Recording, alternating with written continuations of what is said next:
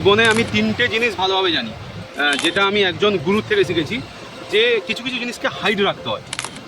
যেটা প্রথম যেটা হাইড রাখতে হয় সেটা হচ্ছে তোমার শখকে। তুমি যেটা কিনছো, সাপোজ তুমি আজকে একটা গাড়ি কিনছো, 4 হুইলার কিনছো, সেটা যদি তুমি দেখাও না, কারুর না কারুর সেখানে নজর পড়বে। আমার একজন ভালো মানুষের সঙ্গে পরিচয় আছে, যার প্রায় 1000 কোটি টাকার business.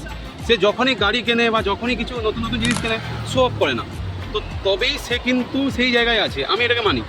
R hide your planning, তুমি কি প্ল্যান করছো আজকে, ঠিক আছে, সেই প্ল্যানটা যদি তুমি আগে থেকেই জানিয়ে দাও না, সেটার কোনোদিন এক্সিকিউট হবে না। তোমার ব্রেন সেটাকে ভেবে নেয় যে ভাই সেটা অলরেডি এক্সিকিউট হয়ে গেছে।